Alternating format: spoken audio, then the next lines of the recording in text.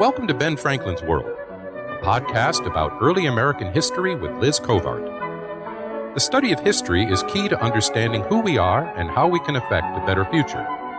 Ben Franklin's World will introduce you to historical people and events that have impacted and shaped our present-day world.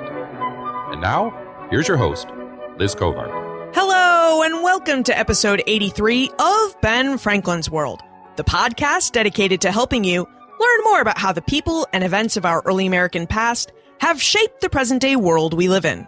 When we think about North American slaves and slavery, most of our minds take us to plantations in southern North America or in the Caribbean. We picture plantation field hands or big house slaves. However, slavery existed in the colonial Northeast too, and slavery looked very different there than it did on southern or Caribbean plantations. Today, Jared Hardesty, an assistant professor of history at Western Washington University, will take us on a tour of slavery and the lives enslaved people lived in colonial Boston. During our exploration, Jared reveals details about colonial Boston and how its people justified slavery, origins of Boston slaves and where Bostonians purchased them, and what life was like for enslaved men and women in colonial Boston.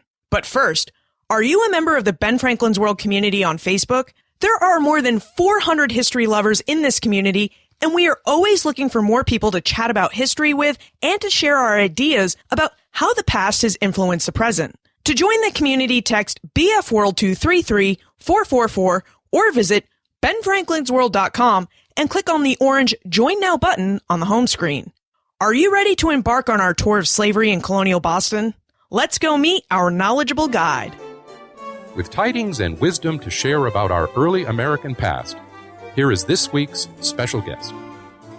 Our guest is an assistant professor of history at Western Washington University. He considers himself a scholar of colonial America, the Atlantic world, and the history of slavery. Today, he joins us to discuss details from his new book, Unfreedom, Slavery and Dependence in 18th-Century Boston. Welcome to Ben Franklin's World, Jared Hardesty. Thank you for having me, Liz. We tend to think of colonial Boston as a religious place, a place that should have eschewed slavery. But like colonists everywhere in colonial North America, colonial Bostonians purchased and used slaves. Jared, would you tell us about colonial Boston and how its people justified slavery? This is an interesting point because we oftentimes don't think about Boston as having a large enslaved population, yet by the middle decades of the 18th century, about 15% of the town's population was enslaved. And I think it comes out of an interesting tension during the settlement period of New England. You know, we all know the stories of Puritans going out for their errand in the wilderness to carve out a godly community, a godly society in the forests of North America. But I think what we oftentimes lose sight of is the centrality of work and labor to that mission. I mean, you have to literally create societies. And the Puritans very early on found themselves short of labor. And there are times of questions, how do we address this labor shortage? Some people advocated for English indentured servants. Others advocated for slavery. In fact, as early as 1630, there are letters going back and forth between Governor John Winthrop and other leading Puritans about maybe we need to import slaves as a way to better settle our communities. And the reason slavery made sense is that people like John Winthrop and other leading Puritans, they lived in a world where Englishmen had been encountering slavery for the previous 150 years. It seemed every time an English man or woman would leave England and they would travel to Africa or to Latin America or to North America or Asia, everywhere they would go, they would encounter slaves and slavery. And so it almost became kind of an easy device, like, oh, we need labor. Why don't we turn to slaves and try to bring slaves into our colonies? And so as early as 1630, they're talking about slavery. By 1638, if not earlier, we have the first official records of slaves being there. And so to kind of answer the question, the short answer is that there is this tension between the kind of religious mission, especially the idea of hard work. There's a fear, for example, that bringing in too much bound labor, be they indentured servants or slaves, would create idleness amongst the Puritans. And so that concern, however, seemed to oftentimes be pushed to the wayside in favor of a more pragmatic desire, a pragmatic need for workers of any type, be they indentured servants or slaves. Let's get into some of the specifics about slavery. Tom would like to know details about the business of buying and caring for slaves in Boston. Where did Boston slaves come from and how much did they cost?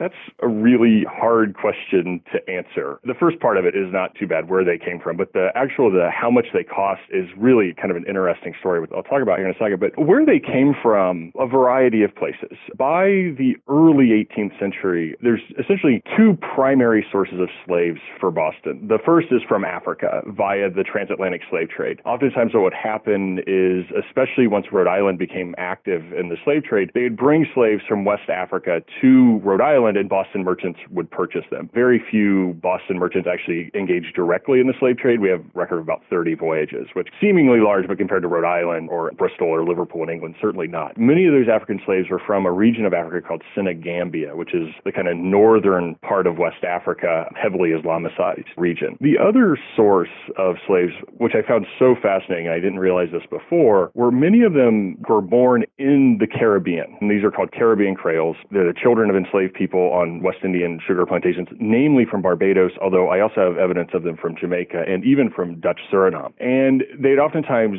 sell the children of these Creole to Boston merchants who would take them back. And these are slaves who are brought up in a world they speak English, they understand kind of the Anglo-American institutions, so it's a very different type of slavery. In terms of the purchase price, that's a bit more difficult to answer. One of the major problems with studying Massachusetts and Boston in the 18th century is the currency fluctuations. The colony printed paper money, which caused it to be highly devalued. And so you see slave prices sometimes as high as 450 or 500 pounds, but that was oftentimes valued and undervalued Massachusetts currency. Just as a kind of average is what I figured out in the course of doing this research, an able-bodied male slave, so a male slave between the ages of about 18 and 35 or so, worth about 100 pounds sterling. In terms of sale, I've seen sale prices as high as 100, 150 pounds sterling for a skilled male slave, but you also actually find a number of slaves offered for free in the newspaper, usually the children of enslaved families, infants who the master cannot care for. After making the decision to purchase a slave, where would a Bostonian go to find one? There's a number of ways that I found. Oftentimes, you could go to a tavern. Taverns became sites of slave sales, especially slaves recently brought into Boston, either from the Caribbean or from Rhode Island or from Africa. And there'd be slaves for sale there. You'd also find in the newspaper a number of Bostonians advertised in the newspaper, slaves for sale of various types, men, women, children, slaves from Africa, Creoles from the Caribbean. But also, individual merchants with their kind of trade connections were able to make special requests. For example, Peter Faneuil of Faneuil Hall fame in Boston, who funded the meeting place and market. He has this famous letter where he writes to one of his ship captains, actually who was engaged in the slave trade, asking for a 12-year-old boy to serve in his household. There's a very famous judge from Massachusetts named Nathaniel Byfield, and he left a very long will. And in this will, he discusses his enslaved woman, Rose. And he talks about the actual process of buying her. And he talks about traveling to Bristol, Rhode Island, and he found this sick kind of, I think she's about 12 years old, when he purchased her, and he brought her back to health and educated her, and he eventually freed her in his will, but he kind of gives her biography and how he came to purchase her in the will. So a variety of ways.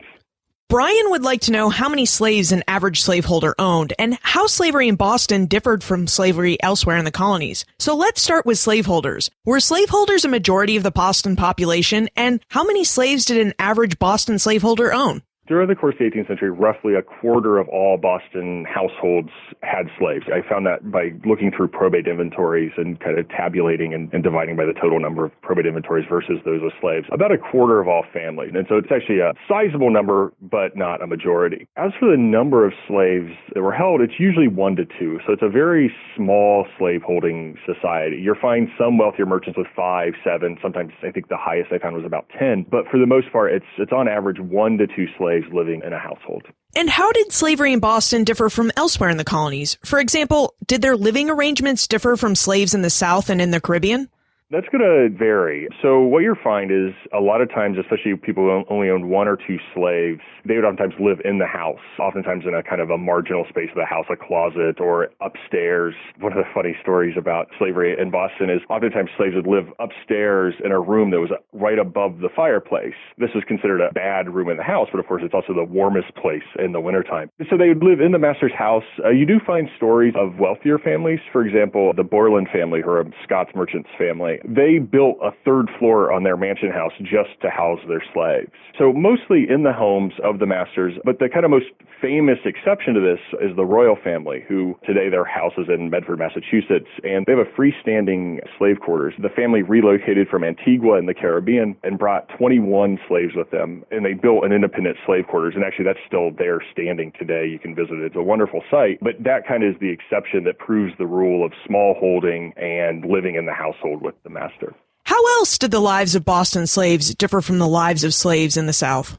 Very different. In terms of working life, most slaves in Boston, of course, were not engaged in any sort of agriculture. They lived with their masters in little kind of townhomes on plot. Enslaved women would garden a little bit. But most enslaved men, who made up the majority of Boston's population, which is a little different also from the American South, which is about 50-50 divided male and female. Boston's over 60% male slaves. Most of the men were tradesmen, either skilled, so blacksmiths, coopers. Others were kind of provided menial supplemental labor to artisans, or they worked on the docks as stevedores. You'd also find enslaved men were sailors. About 25%, I think historians estimate, of enslaved men in Massachusetts were sailors. And so a sizable population were on the high seas at any given time. So it's a very different kind of working world than that of the American South. The diet is interesting. I had a really hard time finding what slaves were eating. This is a question that kind of has bugged me in the course of writing the book. And you'll find entries in masters' account books about, providing some cheese for their slaves, some meat, some rum, things like that. But it was really hard to figure out what they were eating, whereas on a large plantation in the Caribbean or in the American South, they have to buy such large amounts of food for the enslaved people. This really show up in account books, and you can kind of figure out the diet. In terms of diet, my best guess would be they ate a pretty similar diet to other working class Bostonians. And so it's going to be a lot of cornmeal. It's going to be a lot of pork, but also there will be some vegetables and some cider and some beers and things like that. Did Boston slaves have social lives? Were they able to form any friendships or families?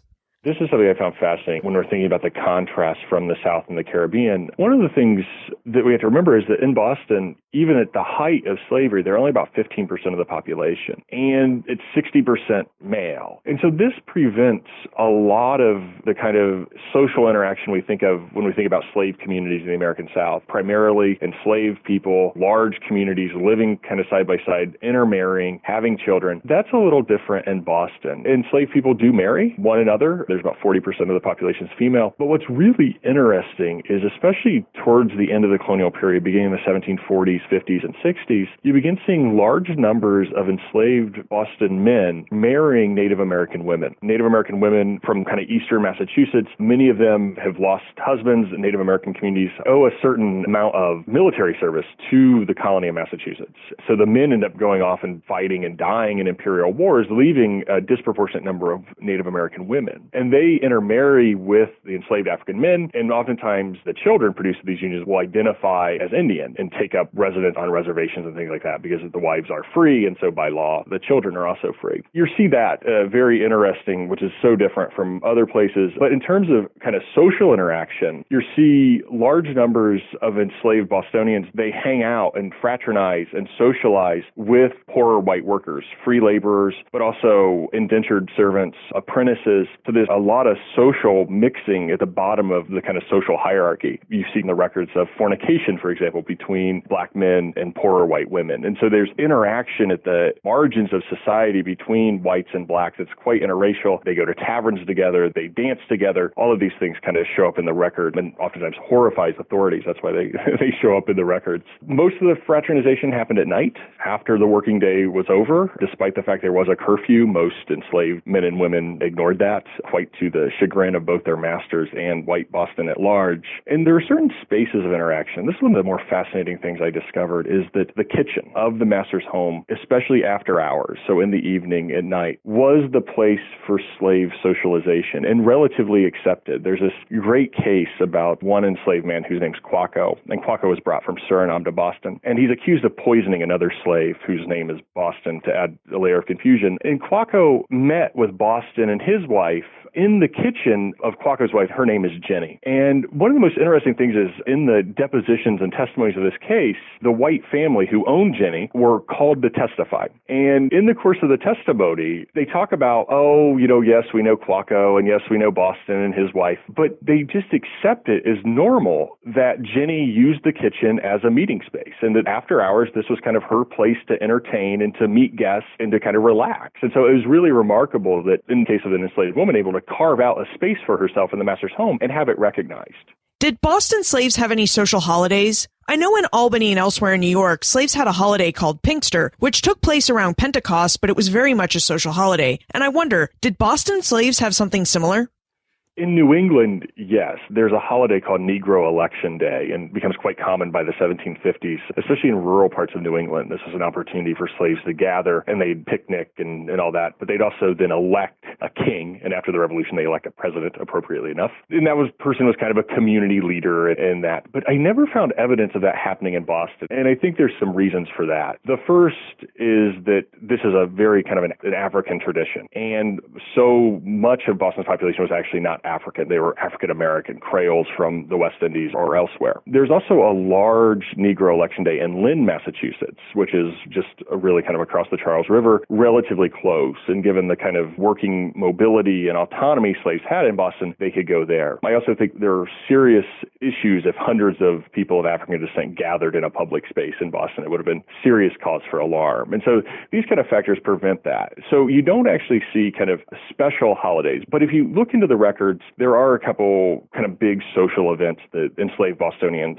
are part of. The first is Muster Day. They're often the day the militia gathers on the common and drill, and this was kind of a big public gathering once a month or so. Slaves are always there, usually actually literally on the margins of the main festivities, but playing games and fraternizing with fellow slaves, but also servants and other kind of menial laborers. But also funerals are the other big kind of social gathering. When someone of standing in the Black community in Boston would die, there'd be a massive funeral. There's stories of being 200 people in a funeral trail, mixed race of both white and Black, for leading kind of African Americans in colonial Boston. The reason we know so much about them because they were cause for alarm. They're somber to a certain extent, but they're also cause for celebration. So they're musical, they're lively, and this is cause for alarm amongst white Bostonians. So we have a lot of records of Black funerals, which tended to be a gathering space, kind of public ceremony for them. It sounds like slavery in Boston not only differed from slavery in the South, but from slavery elsewhere in New England and the Northeast too.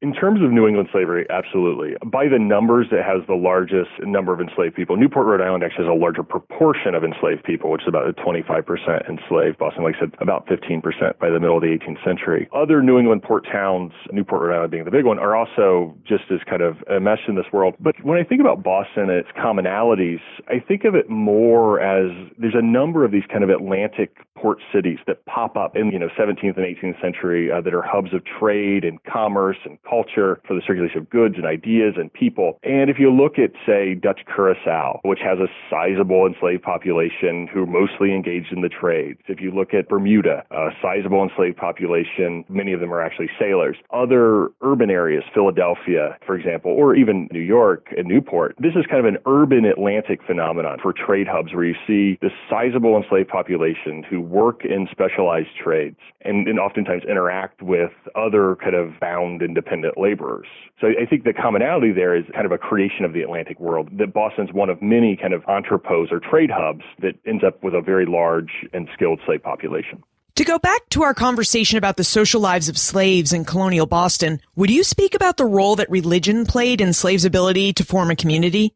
It's remarkable just how prevalent people of African descent are in the church records, in the vital records of baptisms, in marriage records, in parishioner lists, in alms lists even, receiving alms. They're ubiquitous. It's really hard to not see them. And it doesn't matter denomination, whether they're congregational or Episcopalian. The Huguenot Church in Boston has enslaved people in it. All of these churches have Black members. And it raised this kind of interesting question, why? In some cases, we actually have the testimony testimony and depositions of enslaved people that tell us why. And one of my favorite stories is there's a Congolese man who lived in Boston, and Congo's in West Central Africa. And he talks about his reason to join the Episcopalian Church, the Anglican Church in Boston. And in his kind of testimony, he says, I chose to be Anglican because I was Catholic, and it's the most similar to Catholicism. And so there is this kind of religious desire, this religious motive behind joining churches in Boston to fulfill spiritual needs and things like that. But there's also, I think there's a lot of kind of pragmatic reasons.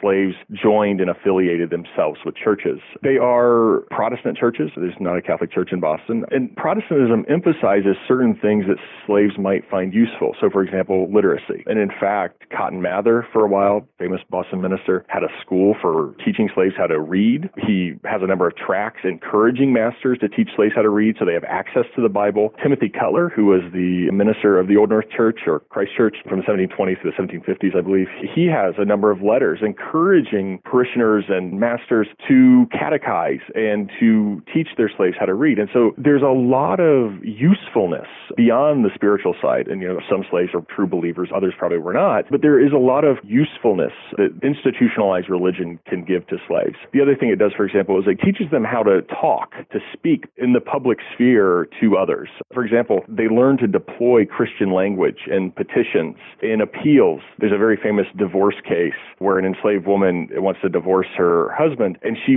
makes explicit note to tell who the minister was who married them and what church she was affiliated with, because it gives her common ground with the people she's petitioning, the legislature in this case, and it also tells them that she understands the world she lives in, that this is a world where you deploy Christian language and you can use Christianity, and that's what makes you a member of the community and thus willing and allowed to petition the legislature.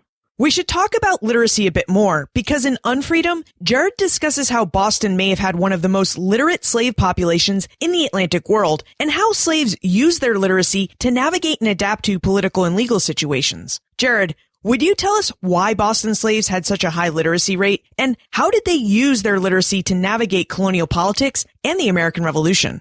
It's incredible. You see in every dimension of life, especially in public life. So you begin seeing slaves writing articles in the newspaper. There's a very famous article from Essex County of a slave named Caesar Sartor, wrote a long essay about needing to end slavery. Front page kind of article. You see that there. But you also see it in kind of more subtle form. For example, a number of slaves use their literacy to read the law, and they file suit against their masters. These are called freedom suits to gain their individual freedom. And it's a little rough going till really the kind of 1770s, but eventually slaves begin winning their freedom in lawsuits in which, of course, they're using their literacy to read law codes. They're also able to attract a number of white lawyers to help them in that. But they also see, beginning in 1773, a petition campaign where slaves and free blacks in Boston are writing petitions to the legislature, asking them for freedom. And these documents are remarkable if you see them, because you can tell that it's actually an enslaved or a free black person who's writing it, because the spelling is really phonetic. The handwriting's a little shaky, but that speaks to the power and the desire of what they're trying to do in appealing for freedom. And so there's about 7 of these petitions between 1773 and 1777 to different people, to the legislature of Massachusetts, to Governor Thomas Hutchinson, later to General Thomas Gage, essentially offering their services to Gage if he would free them. And they're very passionate and powerful appeals. And also, if you tap into these a little bit more, you're able to tease out the kind of intellectual networks that enslaved people were part of. You can tell what they've been reading and what they've been talking about. So, for example, there's a reference in one of the petitions to the Somerset case in England, which was a case in 1770 where a slave named Somerset sued his master for his freedom and won it. And that case provided judicial precedent for the end of slavery in England itself. The other thing you see, for example, is a discussion of different types of slave laws in the Americas. So they reference in one of the petitions that the Spanish have opportunities for manumission. They try to shame colonial authorities by saying, oh, well, even the Spanish have opportunities for manumission and to obtain their freedom. Why don't we? You see the literacy both in the appeal, but also in the kind of evidence they're using to make their appeal.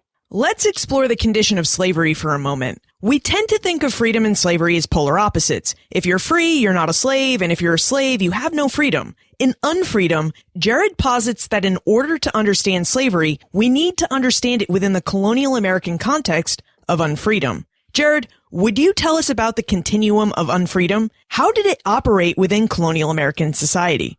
This is kind of the thrust and the argument of my book. One of the things I had trouble with when I first started researching this was the incredible number of documents that showed interaction between enslaved people, indentured servants, apprentices, pauper apprentices, people like that. And it didn't quite make sense to me. And the types of things they were doing, the types of things they were advocating for didn't match up to our thoughts, which is, slaves are fighting for their freedom, kind of building communities to fight for their freedom. And rather, they're doing a number of other things. They're looking for autonomy, they're learning the law, they're trying to protect their families, they don't want to be sold away. All of these things are part of this. And I started to think about the kind of world that enslaved Bostonians inhabited in the 18th century. We tend to think, as you mentioned, slavery is a binary, right? There are free people and there are slaves. And in the American context, this is quite racialized. Free people are white and enslaved people are black. But if you look at the kind of social conditions of 18th century Boston, you see that on the one hand, you have free white people and then you have enslaved Africans, but there's this kind of spectrum, or what I call the continuum of unfreedom in between, where there are indentured servants, there are Indian slaves in Boston, there are pauper apprentices, and pauper apprentices are poor children that are bound out from their family's home, usually apprenticed to a wealthier master or to a tradesman to teach them some skills and essentially keep them off the streets. There's actual trade apprentices. And so there's all of these kind of categories of unfreedom or dependence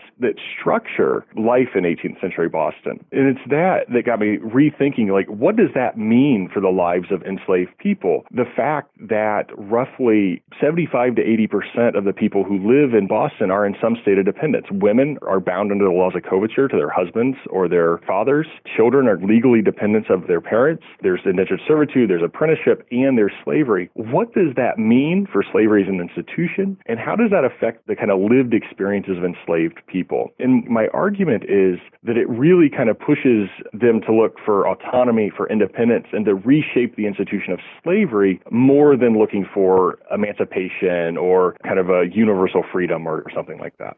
In 1739, slaves in South Carolina fought against their slavery in the Stoner Rebellion. In 1741, New York City went up in flames in fires that many New Yorkers attributed to slaves. Did Boston slaves ever rebel and fight for their freedom? You do see rebellion. The biggest conspiracy I found was in 1723. And this is one of the things that actually caused me to push the argument that I'm making in the book, is that in 1723, there was a conspiracy actually very similar to New York's. Buildings start going up flame at night. As it turns out, the town of Boston had just passed a number of big ordinance regulating the lives of slaves. So there's a curfew, slaves can't own liquor or firearms, and it targeted both free blacks and slaves, and actually Indians. It's kind of a racialized law code. And in response, slaves began burning the town. And eventually, 5 slaves are arrested and one indentured servant who is also a white indentured servant who is also part of the conspiracy. And we have one of their depositions. His name's Diego. Diego was probably what English people in the time period called Spanish Negroes. He was probably captured by a privateer off a Spanish ship, given his name, and brought to Boston. And in Diego's testimony, he implicates the other slaves who were arrested after him, but he's talking about his fellow slaves, and one of them's upset because he's about to be sold away. One of them's upset because he was a tradesman, and a white man publicly called him a thief in the streets, which destroyed kind of any trust or credibility he had. He was losing business because of this. But none of them are talking about freedom in the way we think about freedom. They're talking about their rights being violated. They're talking about wanting to maintain the kind of communities and families they already have. But we don't see a lot of discussion of kind of individual liberty, and especially the way we would conceive of it. For slaves who had successful petitions, masters who manumitted them, or rebelled in such a way that they gained their freedom, what happened to them? What happened to Boston slaves once they gained their freedom? Not good things. This is one of the reasons I make the argument about autonomy and independence in the book. One of the problems with free blacks is that to white colonial authorities, black freedom was oxymoronic. It did not make sense to them. Whereas slaves, as legal dependents, had a place in the hierarchy. It was certainly at the bottom of the hierarchy. Their race had pushed them to the bottom of the social hierarchy. But nonetheless, their race kind of gave them a place in the hierarchy to appeal for rights and have grievances addressed and things like that. But free blacks removed themselves from the hierarchy. And this is, like I said, quite alien to white authorities who try to figure out how exactly do free blacks fit into society. And so you see the number of particularly nasty town ordinances and legislation specifically targeting free blacks. So for example, this is a world where everybody has obligations to the community and to society. And for most free white men, that obligation is the militia. They serve in the militia to defend their towns and their community. But for free blacks, they don't want to give them arms or teach them military skills. And so based off the number of days a white man owes to the militia, they calculate how many days free blacks will be forced to work on public works projects, namely roads and bridges, building them. And so they're coerced to labor once again. You know, the one point of freedom is that you can have proper ownership of your own labor. Here they are being forced to labor again. Another law targeting them had to do with their children. By law, they had to be bound out as apprentices. Once they were about 7 or 8 years old, they had to legally be bound out. And you see the overseers of the poor removing black children from the homes of free black families. And so this is, you know, another protection of freedom is supposed to be the protection of your family. And here it is being violated as the state is trying to fit free blacks into the social hierarchy and figure out how they work in society and their place in society. And it can be quite cruel. They're locked out of the labor market, for example. So you see there's a black family called the Humphreys family, a mother, a father, and 3 children. And the 3 children are bound out. The mother appears in the records of the Old North Church week after week after week asking for alms because her husband cannot find permanent employment. He dies relatively young, and she remains kind of begging for alms on the poor rolls in Boston. Jared, we can tell you know a lot about the lived experiences of enslaved and free African and African Americans in 18th century Boston. But we know from our discussion with Jennifer Morgan in episode 70 that it is difficult to research the lives of enslaved people. Would you tell us about your research experience? What records did you use to get at these slaves' lives, and what roadblocks did you encounter while you conducted your research? It was tough, I think, is the short answer, but I'm lucky in one way. When I was looking into what to research for, this is based off my dissertation, which I completed at Boston College, and I was looking for a project. I had this big, grand idea of a project, but it just couldn't be done as a graduate student. And so I was looking for a project, reading for my comprehensive exams, and I realized that no one had written a history of slavery in Boston. And I was like, oh, this is interesting. I was in Boston, so I could kind of easily have access to the documents. And one of my advisors who does legal history, he told me, he said, there's this collection at the Massachusetts State Archives called the Suffolk Files, and it's all the file papers from the colonial courts, and it includes depositions and testimonies. He said, I guarantee there's going to be material about slaves there because in Massachusetts did not have special slave courts, and so enslaved and free black people would have appeared before the same courts as everybody else. So he said, take a look there. And so I go to the State Archives, and I begin looking through the Suffolk Files, but there's a problem. They start with the founding of Massachusetts, and they go through 1799. They start with number 1, and they run chronologically up to hundreds of thousands. But there are indices, and going through the indices, whoever made them in the 19th century made special note when someone was black. And so all of a sudden, I quickly was able to compile a list of court cases that involved people of African descent. And it came out to be about 350 cases. And these cases are some of the most remarkable documents I've ever seen having to do with the history of slavery in terms of there's depositions, there's testimonies. And so you get to hear the voices of enslaved people in a very real and seemingly genuine fashion. There are problems with legal sources, and this is oftentimes what I'm fighting against in terms of interpretation, is that there's all sorts of biases built into it. It's hard to determine guilt or innocence. Many of the slaves are convicted of really horrible crimes, and of course that doesn't characterize the entire slave community. There's all sorts of issues with these. It's very easy to see action, for example, what they're doing. It's much harder to get what they're thinking in the documents. And there's also the issue of power. They're being deposed or their testimony is being taken by very wealthy, powerful men. So there's a certain element of deference and fear, even if it's just performative. There's also the issue that it's very easy to read thought into these documents when in fact the documents are just documenting action, what happened rather than what people are thinking. And so you have to be very careful not to read thought into action when using these sources. But nonetheless,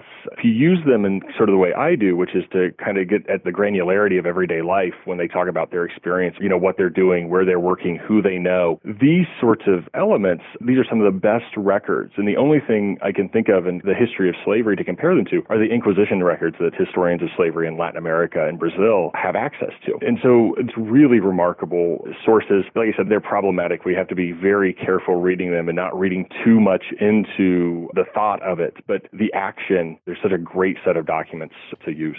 It's time for the Time Warp. This is a fun segment of the show where we ask you a hypothetical history question about what might have happened if something had occurred differently or if someone had acted differently.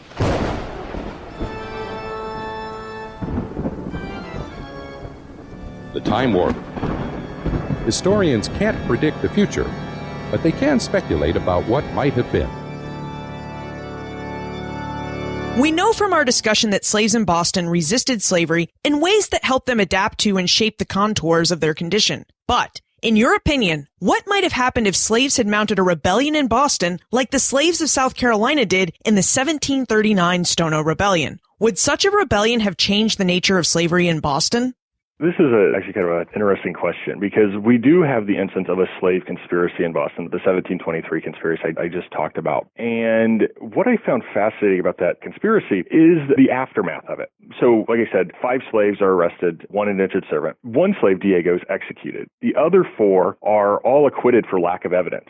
All they have is Diego's confession to execute on. And what's interesting here is that you see an extreme exercise of judicial restraint where there's not enough evidence despite the fact that even after Diego was apprehended, fires continued and everything. So there's the kind of judicial restraint. But what's also interesting is one of the men, a guy named Elisha Cook, who was the Speaker of the Massachusetts Assembly, and he's also the moderator of the Boston Town Meeting, very prominent politician. Some of his tenements were targeted by the conspiracy. And he, over the course of 1723, tries to pass the Boston Slave Code that was passed in that year at the colonial level. He tries 13 times, and it fails every time. And so the question is, if there was a massive slave conspiracy, how would that have affected slavery? I think what would have happened is it would have seriously hurt the institution of slavery in Boston. There are masters committed to slavery. And one of the things you see, for example, during the conspiracy of 1723, there's an imperial official whose name's Thomas More in town. And More has this great line. He says, masters would rather be burnt in their beds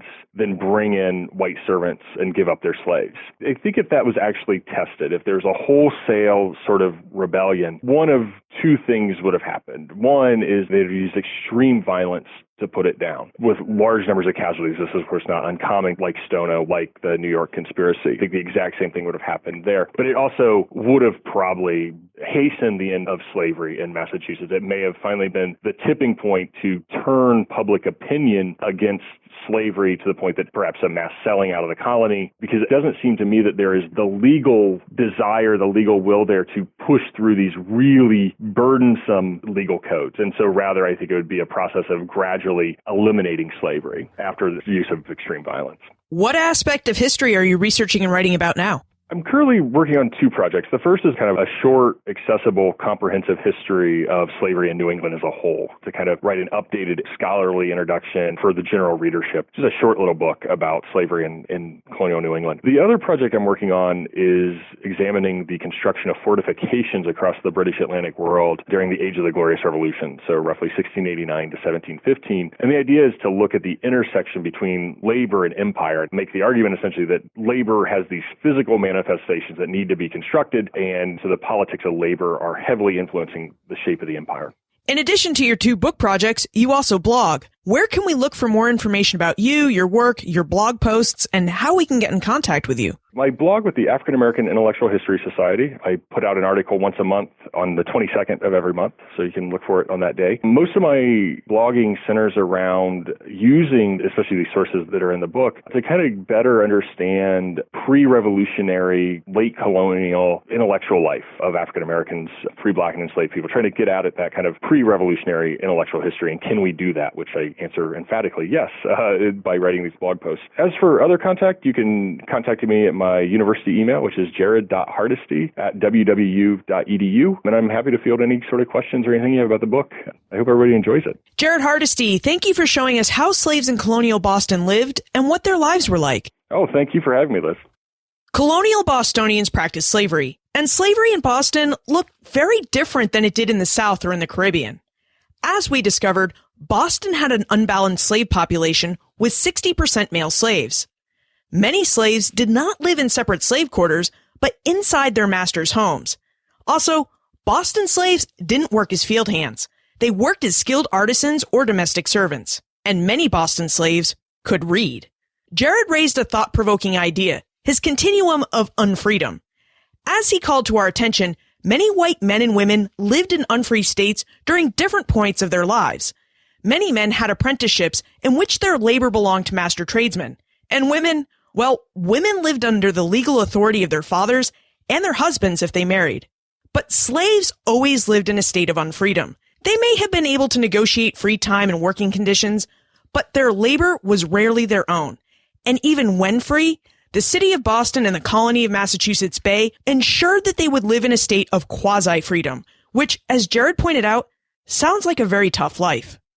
You can find more information about Jared, his book Unfreedom, plus everything we talked about today on the show notes page, benfranklinsworld.com/083.